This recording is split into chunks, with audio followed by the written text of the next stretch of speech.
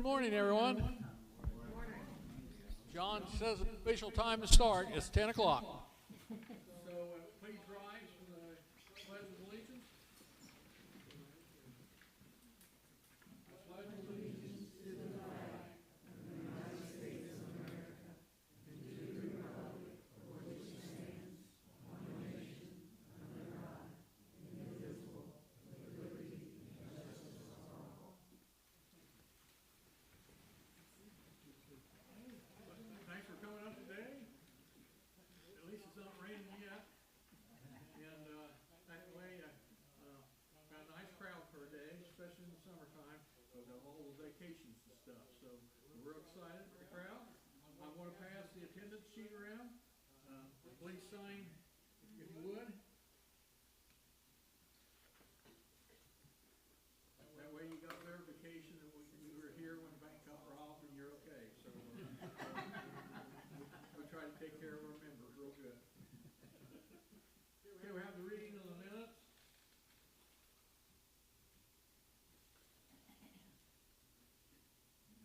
This one is not coming through, is it? Green light on it. Green light now.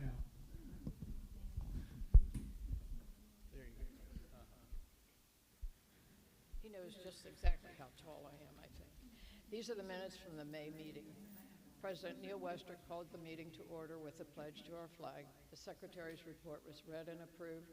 The Treasurer's report was read and approved. The attendance sheet was circulated. Thanks to the trustees for the use of the building and their technical expertise. Thanks for those who helped at the museum open house on primary election day. We had approximately 20 visitors. Thanks to Lisa Glover for cookies today. Glover, I'm sorry.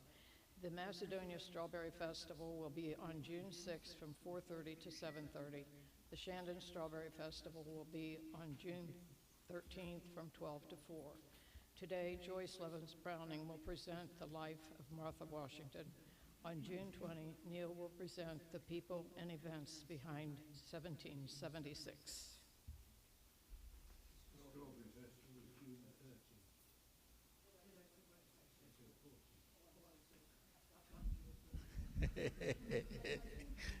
Hey, you're not going to get by John on that stuff. Okay, at this time we got the Treasurer report. I think we got a big interest jump here, so let's listen very carefully. Okay, our checking account, we received membership dues and donation and coffee donations totaling $50. We had a speaker fee of $75 for last month. The newsletter printing, our printers moved and we had it done at Staples and it cost much more than normal, $60.57. And then P.O. Box 20 paid $78 for the year. So our balance now is $3,542.55. Museum checking, no change, still balance is still $174.37. Museum savings, this month I got 8 cents interest. So the balance is now $22,640.56. I expect in August I'll report the interest from the CD, which should be well over $100. So.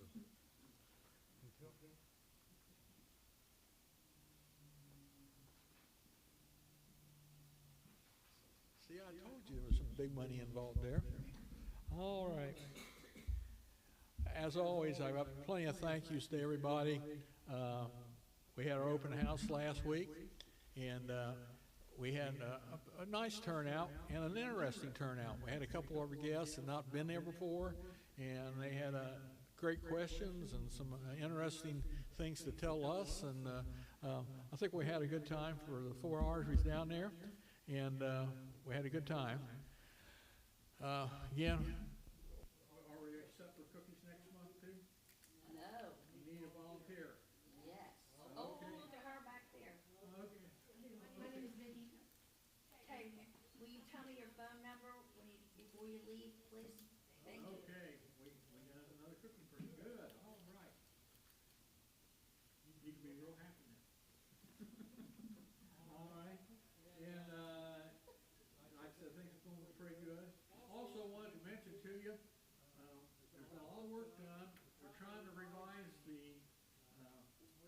Township calendar. Remember back in the early 2000s we had those? We've had a couple people on our board working on it. It's going to be a tad different looking than maybe than the old time, but we're a little different looking than we were 20 years ago too. So I don't know if that's just progress or what, but we'll get more to you. But kind of think about that for Christmas gifts. And when we get them ready to go, we'll probably have about 200 of them, and we'll go try it out and see if we can't get that back going. Because every time somebody settles their estate, they're coming down to the town hall, and one of the things everybody kept was those calendars, and we keep getting them back. So they were really, everybody enjoyed them. So we're going to try to start it all over again and see what we can do. So that's something for us to get excited about. Future meetings, Brian Smith's going to be here next month.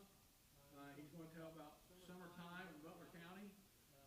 And if his picture he sent us had anything to do with it, it was a big picture of Frisch's. So he's got me on board right away. Driving your car through Frisch's sounds like a good idea. And I think that could be a lot of fun. Then on August 15th, Terry Beal, a local author, he's going to do about the magicians in Trenton, Indiana. There's two world famous magicians. They both came out of Trenton, Indiana. And he has an interesting story about it. He's done that for us before, and he's been a real loyal supporter to our organization. So I'm looking forward for him to come in on August 15th. After the August 15th meeting, we'll have an open house down at the museum. And we're going to show pictures from the calendar of 2002. Kind of a little publicity there on getting everybody excited about calendars. So we hope to see you down there, and that will be till 1 o'clock. And also, I'd like to point to everybody who comes in today. I kind of help them out on the display out here.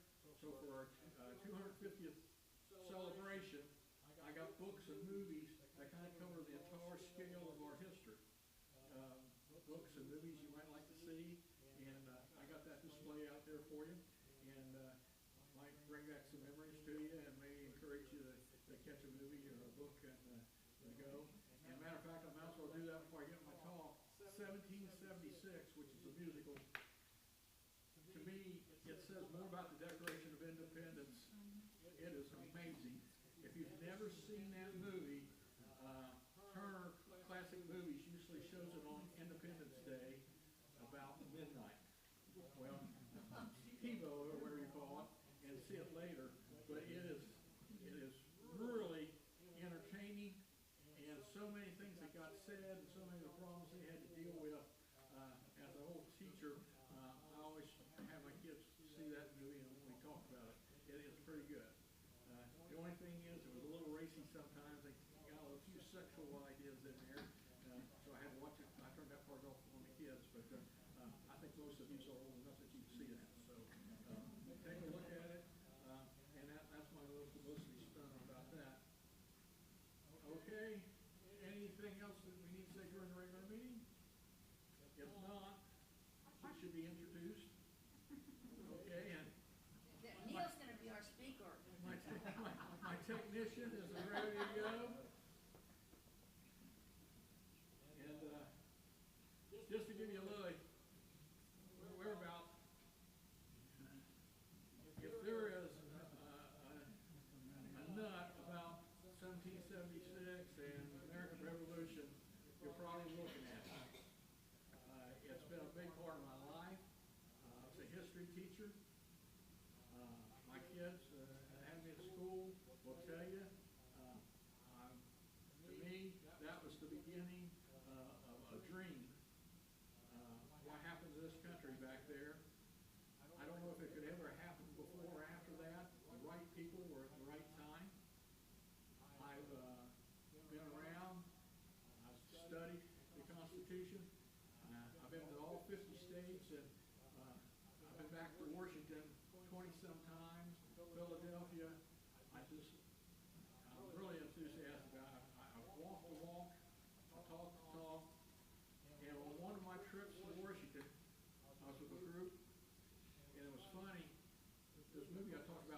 1776. There's a scene in there where Jefferson and Franklin and John Adams are arguing about the future of what this new country could be like. And the tour company I did with, they hired these 3 actors, and there's 40 of us. And out of the blue, Thomas Jefferson comes up to me. He said, "This has to get out to the public. They got to know what we're trying to do here. It's the Declaration of Independence." And he picked me. And I tell you what, that's what we're going to go today and have a lot of fun doing. Okay, thank you. Okay, Mr. Technician, where are we at? Ready? Yeah. All right. How's this thing come about? Well, as you know, there was 13 colonies, and the purpose of the colonies was to have someone to sell their stuff to for England, and we bought their stuff. They got the raw materials from us, and that went on for a long time. Pretty well easy, except the only trouble we had was the French were in Canada, and the French and the English didn't get along very well. So there was wars about every 20 years between the 2 countries. Well, finally, by 1763, England won the French and Indian War, and the French threat was away from us. Now, the people living in America didn't have to worry about the French getting the Indians stirred up and attacking. So things got pretty calm. But the King of England, who they brought over from one of the German countries, his family had come over, the Hanovers, he said, you should pay for that war. We fought to save you guys. So they had a series of taxes. Well, taxes were just about as popular then as it is now. And things didn't go very well. And they tried tax and not a tax. And there were big boycotts and all that. So about 1770, the king sent some soldiers that forced the taxes. So the governor had a little bit of muscle. Well, they weren't very popular in Boston. And so one wintry night, a crowd was chasing the small military group that was around there, and they started throwing snowballs at them.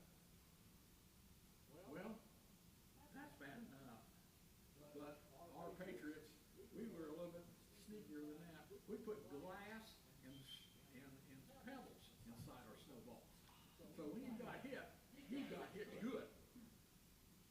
The soldiers were outnumbered, they got nervous. Somewhere around the line, a shot got fired. They fired into the crowd, and there was a group of Americans got killed. Kind of remind you, I guess some of you, if you're really into this, kind of the Kent State thing. If you kind of think about it, young guys, soldiers, nobody doing it, but it just got out of hand, and terrible thing. Well, we had government over here, yet we still had courts. So they were going to be tried in America. The king was pretty good about this. He kind of tried to tell us what to do, and he would send us governors. But there was an old English custom. We got to decide how much money the governor got. We took care of the taxes. That was an old English process. That's how they kept their kings under control. So we had a governor very well where we wanted him. We got to try these guys right here in America. And these poor British soldiers, they're talking about hanging them. A guy came out of the blue. His name was John Adams. And John said they deserved to have a fair trial. He did a brilliant job. Brilliant. The worst punishment that came out was a couple of soldiers got branded. And that, instead of getting hung, I think is a pretty fair trade-off. But that tells you John Adams was loyal to the country and law and order. And later on here, I'm going to tell you how great a patriot he was. But his sense of decency was something that really stood out. A little bit later, next picture, and John, I'll get more pictures for you, John. It was Boston Tea Party. To get around the taxes, the king came up with a great thing. He had a company that had a bunch of tea to sell. When you buy this tea cheaper than what the other tea is, even the cheaper than the Dutch tea that you sneak into the country, and we're charged a little tax. Well, guys named like Sam Adams, which is John Adams' cousin, and several of the others, they got together and had a meeting where everybody could see that they weren't involved in any shenanigans. And all of a sudden the word went out. Quietly you heard people walking down the streets of Boston. They were dressed up like Indians.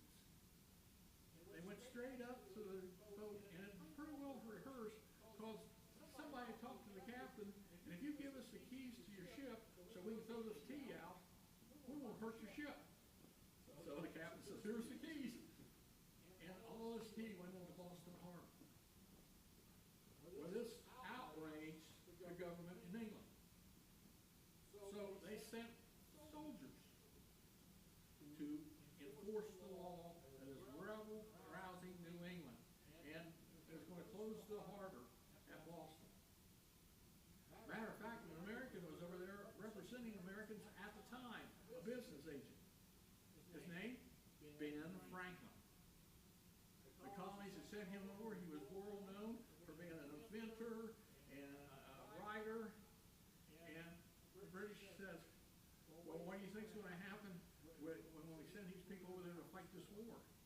He said, you may not find a war there when you get there, but if you send them to America, you're going to have one. Ben also decided that was about the time to get out of Dodge, and he came over from England. And this, I like this picture of like I said, the Indians all dressed up. There probably wasn't a Native American in the whole group, but we wanted to blame it on somebody. Next picture there. Okay, by 1775, New England was united. They did not like the king. They did not like the soldiers, and they were ready to break away. The soldiers in charge, they're trapped. They're basically in Boston, and everybody around them didn't like them. So what they did was, they were going to go and destroy the arms that the colonists were starting to put together. So they marched all night. Wool outfits got wet.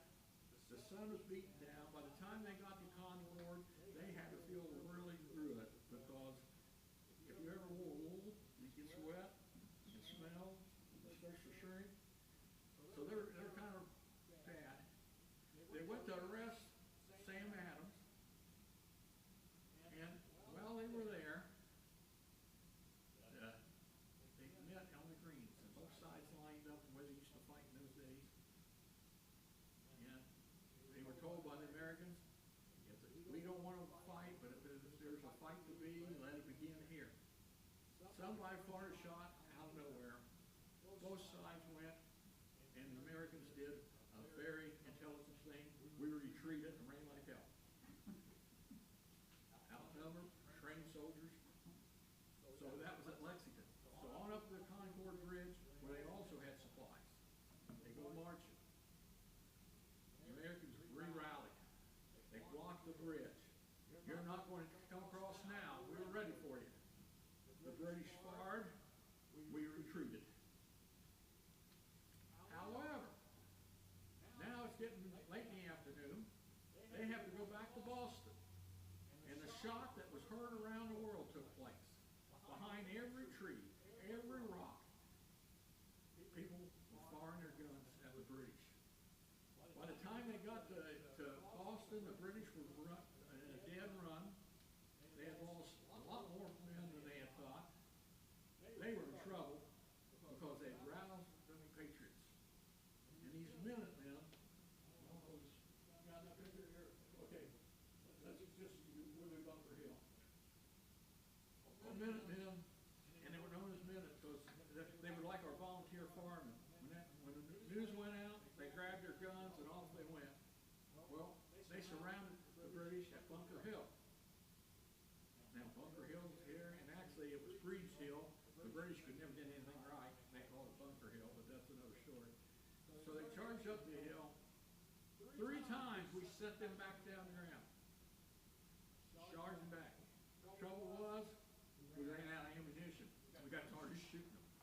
So on the next trip up, they kept it to Hill, but they didn't capture too many Americans because, again, we did what a good American does when he's outnumbered. We retreated. Now, this sets the stage, and I know I've talked for a few minutes, but now in Philadelphia, there is a group of people meeting from all the colonies, how to handle this problem. And there's almost 3 different groups. There was a group that wanted to throw the key now, and that was very popular in New England. A lot of the other guys, England's not such a bad, England's been good to us. Why should we break away? And then there was that third group, about a third of the people, they was going to be for whoever is controlling your area. In other words, they're going to be that undecided vote that you're in all these polls you take. They were undecided because they're going to be influenced by who's around. So now they're arguing in Philadelphia. And then let me tell you some of the personalities. First of all, we got Patrick Henry. He was one that made the great speech, give me liberty or give me death. He warned the King of England if he sent soldiers over here, he was going to fight. Patrick Henry didn't have a whole lot of money. He was a real good common guy, lived out in the frontiers in Virginia. He was a little different than a lot of the other patriots we had who had a little bit more money. And I mentioned to you about Franklin. We'll talk about Jefferson in a few minutes. But he was a firebrand, give me liberty or give me death. And he would be around a while, but it's that spirit of Patrick Henry that you're going to have to love with this whole thing. What's the next one there? The Minutemen. These are the guys that would do. We didn't have high-paid soldiers. The King of England went over to Germany and hired a bunch of Hessians, which are Germans, to come over and do most of the fighting for him with British officers.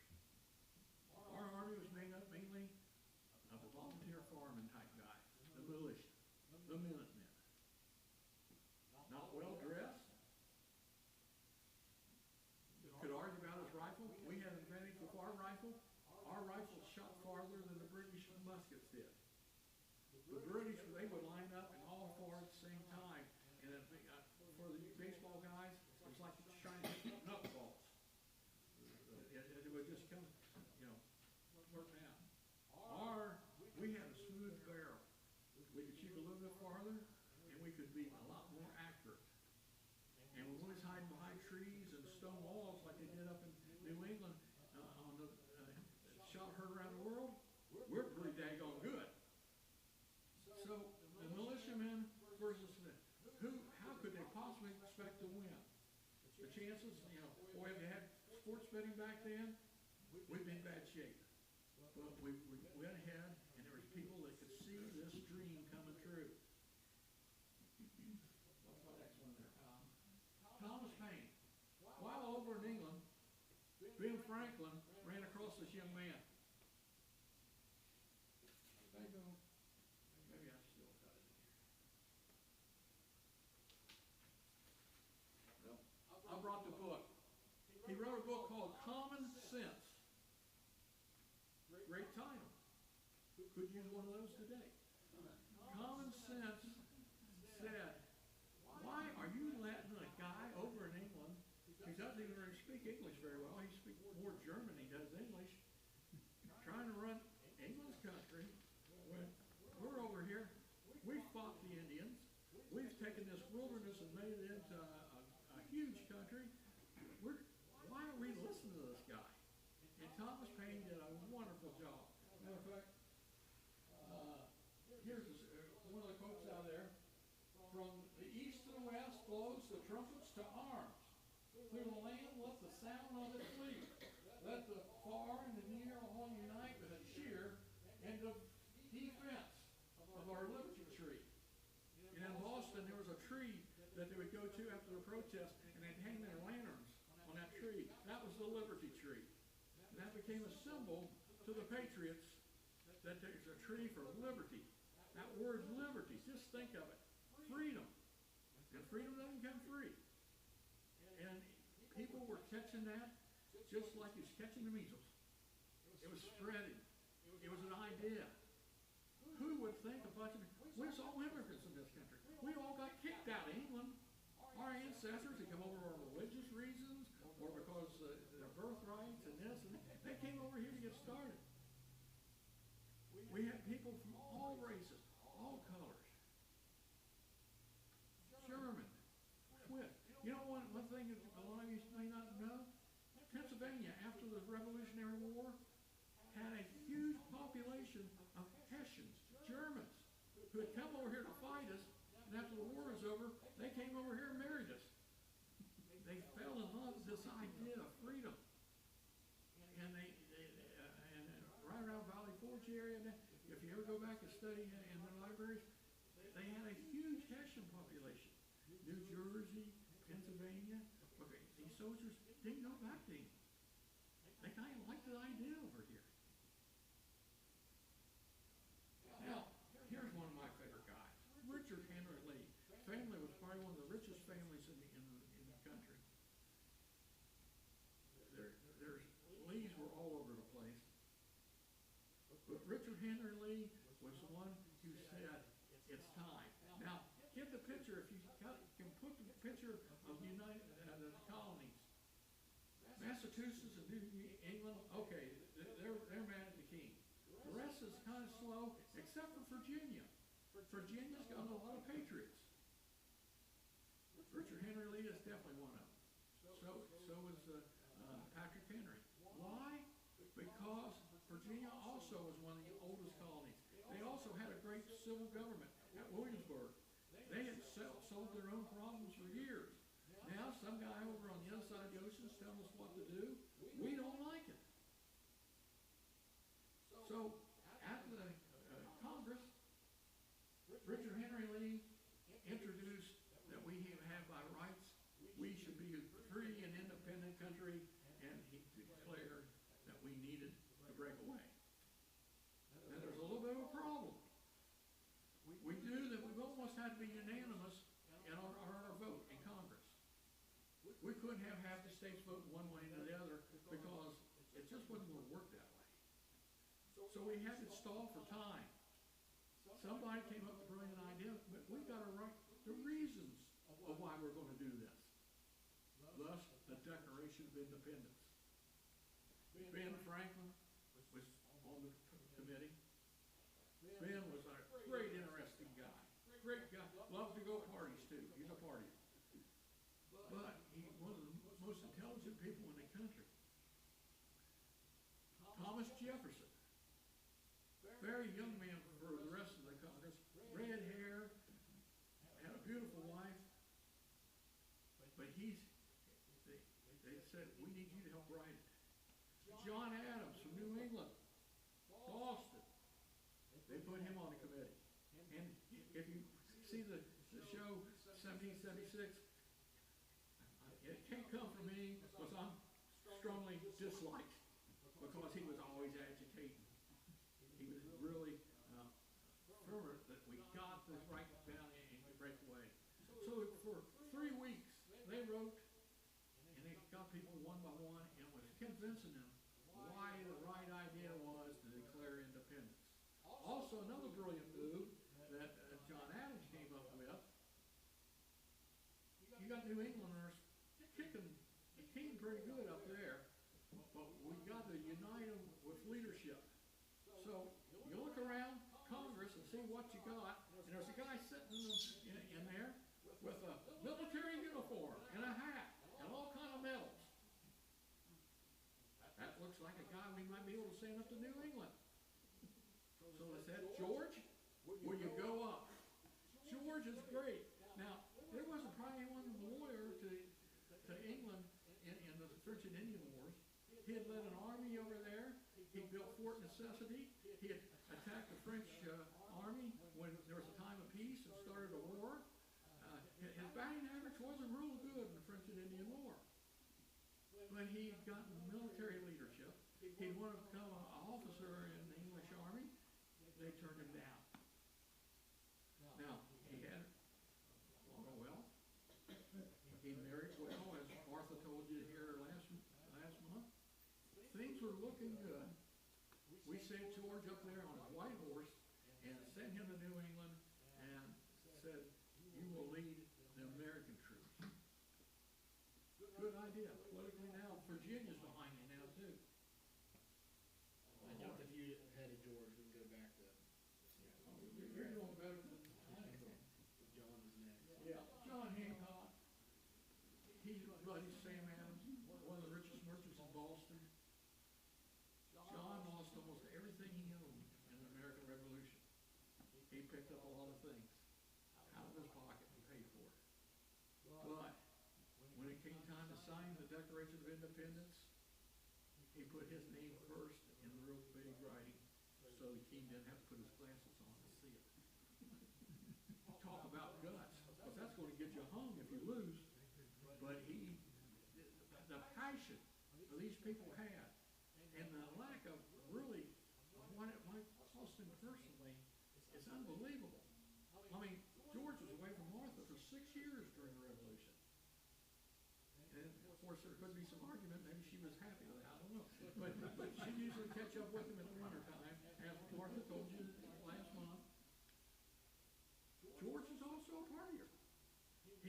No matter even these terrible places they spent the winters, if the richer people in the neighborhood, when they had parties, he loved partying, he loved dancing.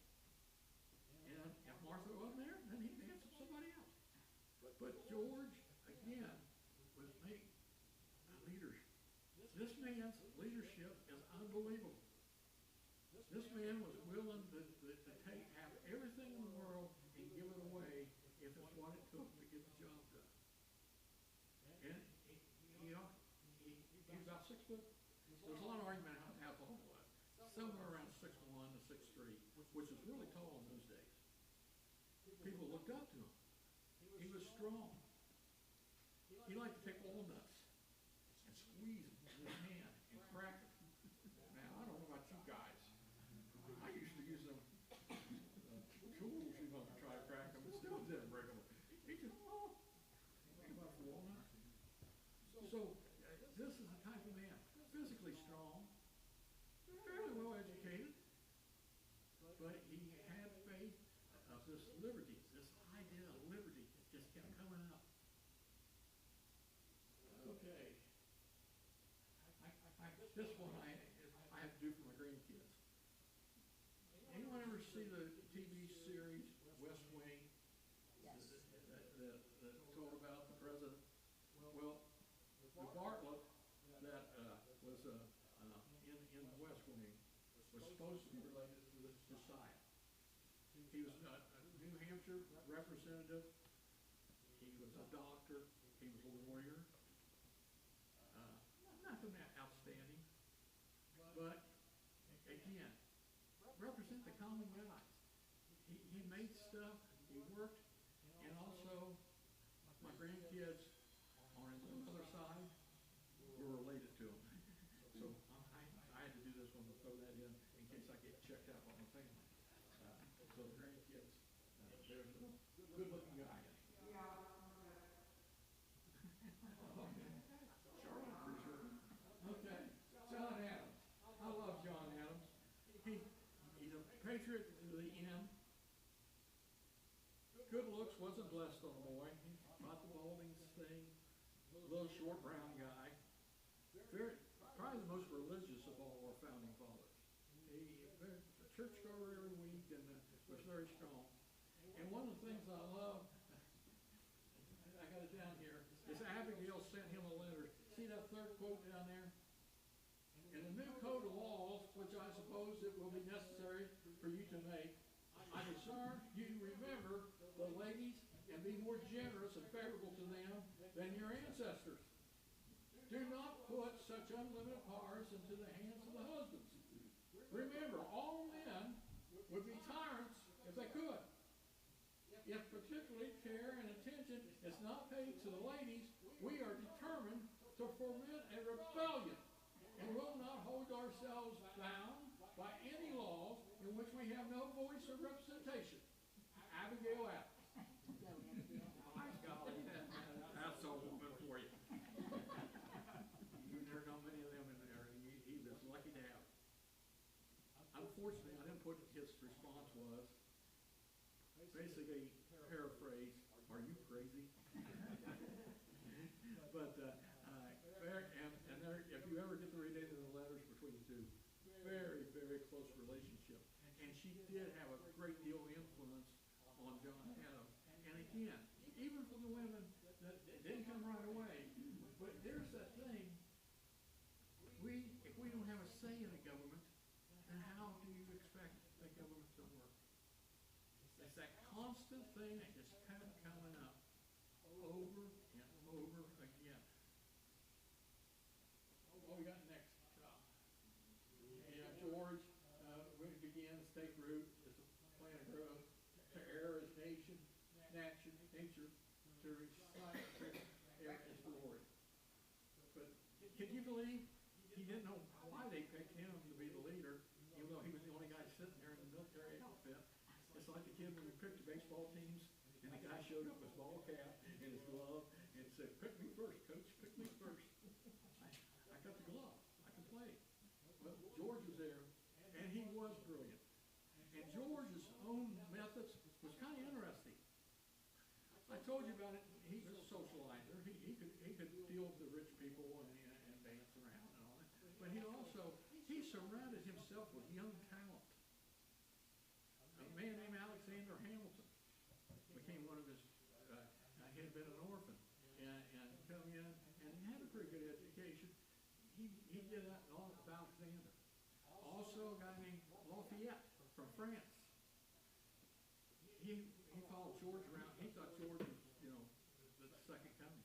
And with these young people, he put a lot of faith in. See, as Martha told you last month, he didn't have a son of his own.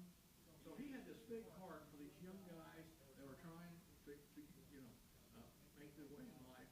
Had a whole bunch of trust in them, and in return, he got loyalty like you couldn't believe. And there was a lot of times when it had been easy not to be loyal. They took some big knocks. Matter of fact, one of the things that Washington is best known, if you go to the academy, the army, is how to retreat. In other words, if you get into a battle, you don't lose everything you got. You get back to fight another day when you've got the advantage. And he did that for 6 years. And he got the advantage at Yorktown, and he came up with aces. Also, one time good thing is, not only was this country like him, people from around the world were coming.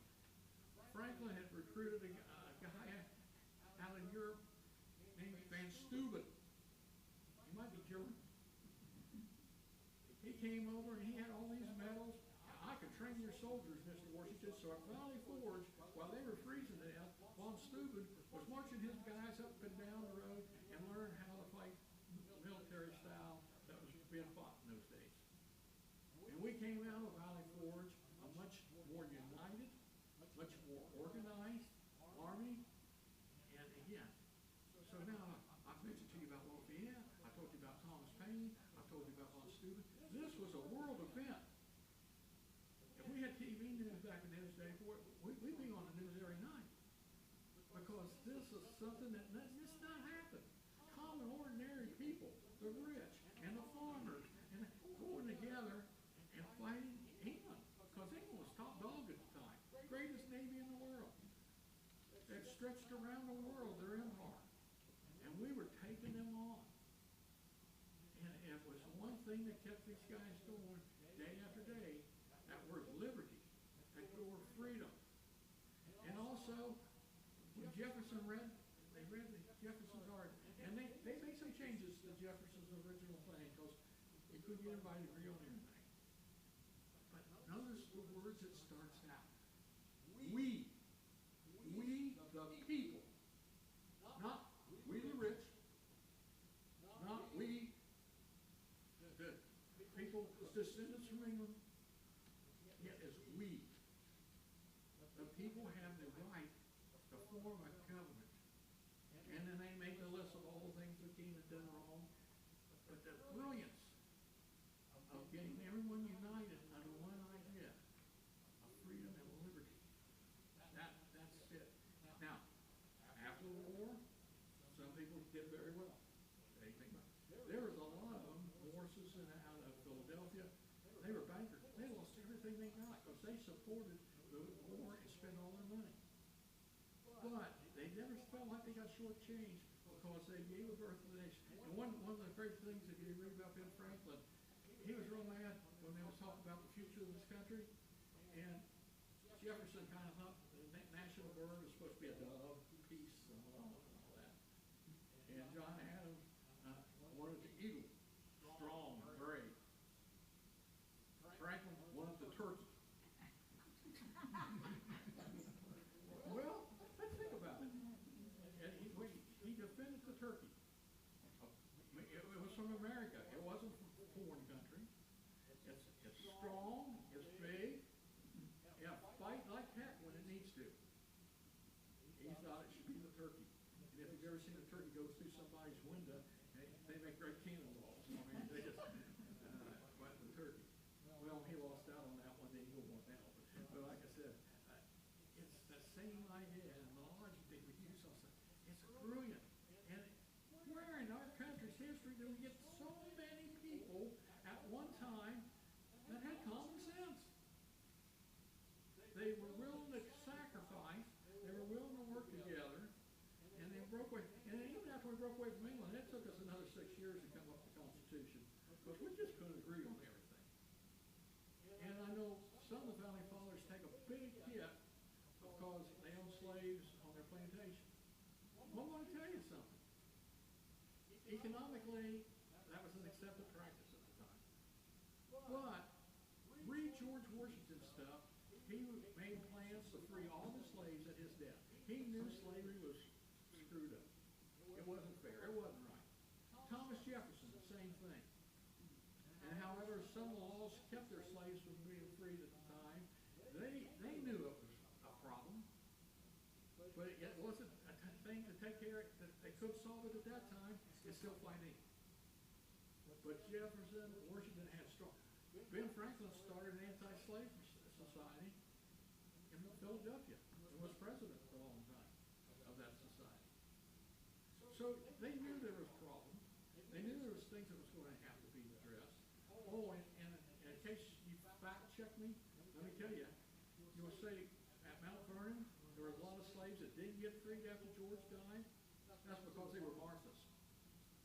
When they got married, Martha had a bunch of slaves, and she wasn't as liberal as George. So if you read it and say, well, they didn't, all of them didn't get free. Well, mainly it was because they were Marthas. I was going to ask that question to her last month. I didn't think it was a big question. But why couldn't you free yours like George did? But we didn't want to.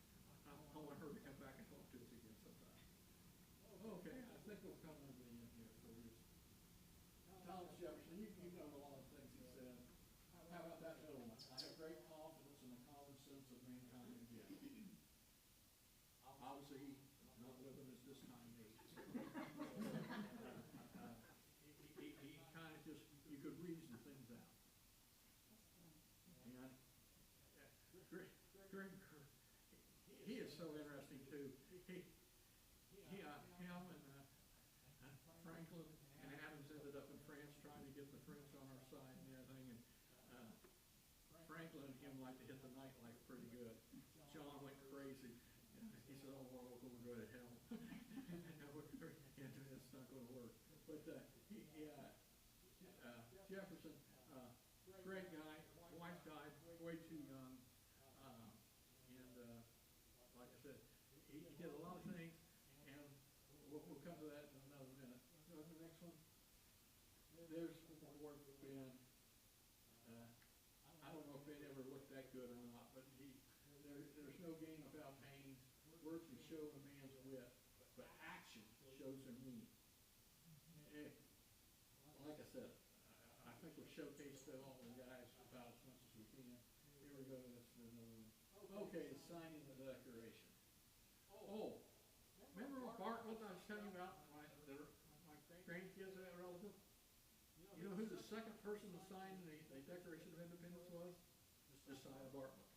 Because they went, New Hampshire got the vote do it first, and he was alphabetical on the guys, so named Bartlett. So more than likely, he was the second guy to sign it. And he must not have been as confident as Hancock. His signature's a lot smaller. Like I said. All right, and the Declaration of Independence, I kind of already did you my speech on that. It's we, the people. And we cannot ever forget that if we want to keep on the road that this country, 250 years. And we've done things that nobody, no other country ever could think of. If we remember what we built this around, and it's we and not me, I think we're going to do okay. And I think we've always, when the time has come, when you had to make that common sense decision, it's going to be we. And I told you I'd get a little patriotic on this, but that's why I look at my title. Okay, next one. George, the first time I saw his home, it was a dream come true. I saw him probably 25, 26, so I mean, I wasn't a kid. I fell in love with Washington so much that I took 22 trips to Washington with kids. And I took about 1,500 kids to Washington. So that's the kind of nut I mean. But go to his front porch, and you can see the Potomac River floating by. And I've sat in his rocking chair there before. And I like to listen to what he went to tell you about. He had guests there all the time after the war. And that's really why he became the first president. He knew things weren't going right yet. We was heading down a dark road. He stepped in and became our first president. And the things he did, the smart idea of having competent people give me advice like a cabinet, that's not in the Constitution. That's George's idea. Get good advice. Get good people. Quitting after 2 terms, that place that shouldn't be there forever and ever. Get office, 4 years, maybe another 4, and then he got out.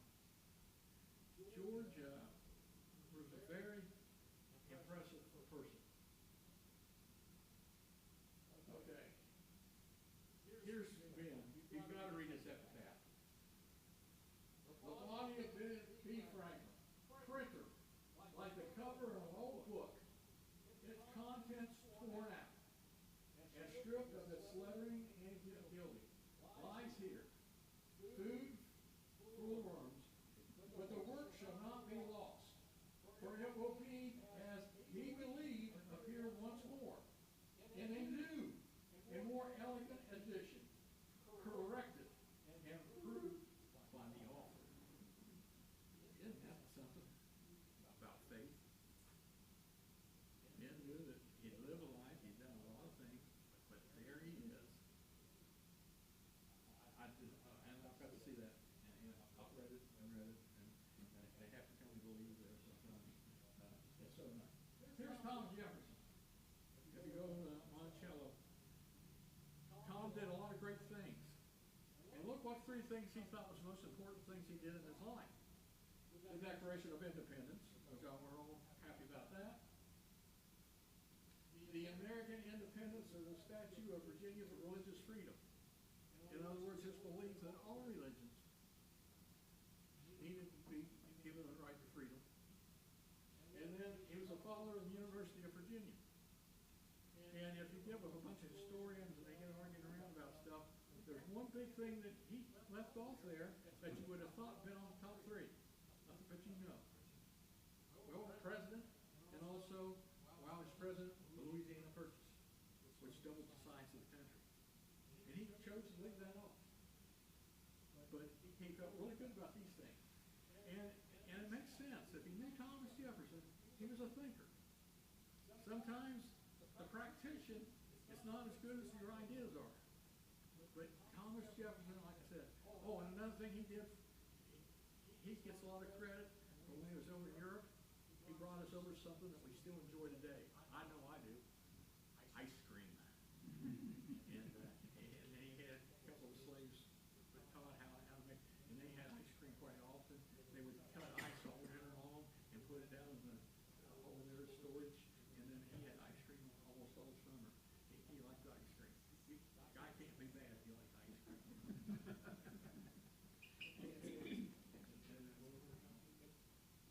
Okay, I hope I haven't kept you too long. I'm enthusiastic about this. I'm glad to talk to anybody that's got questions later or if you want to ask them now. Like I said, it doesn't matter where you're at, what party you're at. It's the idea of being an American that I get excited about. And I did it every time I talk to my even when I went out, and even Thomas Jefferson that took me out that one night, gave me the Declaration, say, get the word out. I hope I did that today. Any questions? Did I put you to sleep or?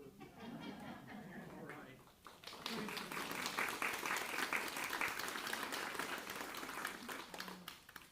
Any community events we want to remind everybody about? Yes. Brunswick Township is having their America 250 celebration next Saturday, Okay. from 12 to 6 at the community center. Okay. Neil, And wait, there's a diaper race in there too, so any of you that want to kind of cash in on that, I don't know if they got the betting that you can call in on, but I did see on the flyer that they're going to have a diaper race. Okay. just one fact from the war. Do you know what George Washington sent to his men before they got in the boat